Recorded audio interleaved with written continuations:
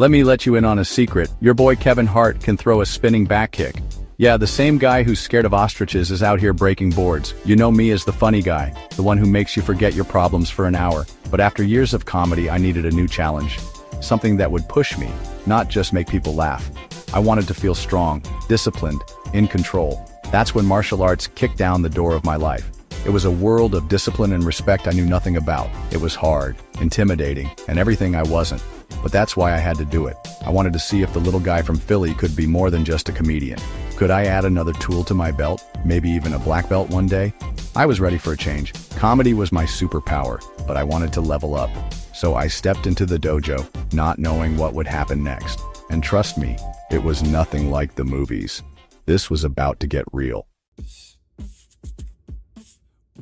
How does a world-famous comedian start learning to fight? It wasn't a sudden decision. I was bored with the gym, tired of running nowhere on a treadmill. A friend mentioned martial arts, and at first I laughed. Me, doing karate chops? But the idea stuck. My first class, nobody cared I was Kevin Hart. In the dojo, fame and money mean nothing. Only your willingness to learn matters. I was just another clumsy beginner, struggling to keep up. It was humbling. On stage, I'm the boss. Here, I was at the bottom. That's why I kept coming back.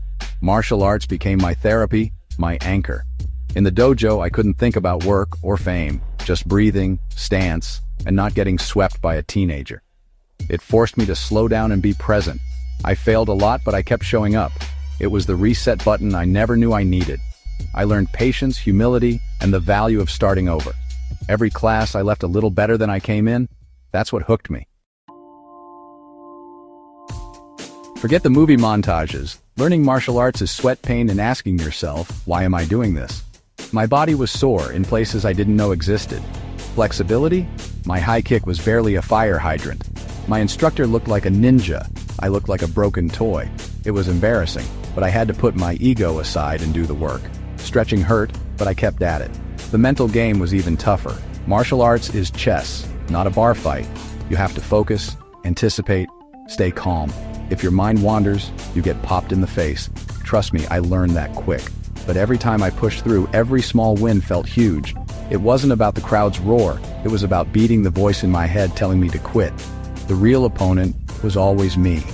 Every day I trained, I told that voice to shut up. And slowly, I started to win. That's where the real growth happened. Martial arts changed more than my body. It changed my mind. I got stronger, sure, but the real shift was inside. I found a quiet confidence, the kind that comes from discipline and pushing through pain. That discipline spilled into everything, my routine, my business, my comedy. I woke up earlier, ate better, focused harder. Repetition in the dojo taught me patience everywhere else. And of course, I brought it to the stage. My new material? Jokes about being the oldest, shortest guy in class trying to do flying kicks. People loved it because it was real. Another chapter in my story. Fans started seeing me differently, not just as a comedian, but as someone serious about growth. They were inspired. It proved you're never too old or too successful to start over and get humbled. Martial arts gave me a new blueprint for life. It made me better on stage, at home, and in business. And it showed me that growth never stops. That's the real win. So, what's the point? My journey proves you can always reinvent yourself. I could have stayed in comedy forever, but I chose to step into something that scared me. It was one of the best decisions I ever made. What's that thing you've always wanted to try but were too scared to? Ignore the voice that says you can't. The first step is the hardest, but it's everything. My story isn't special because I'm famous, it's special because it's human. We all face challenges. Growth happens when you push through fear and discomfort. You owe it to yourself to find out what you're capable of. Don't wonder, what if? Go find out. This is just one part of my journey, and I'm still learning every day. If my story inspires you to try something new, then every sore muscle was worth it. Now go get your what now moment.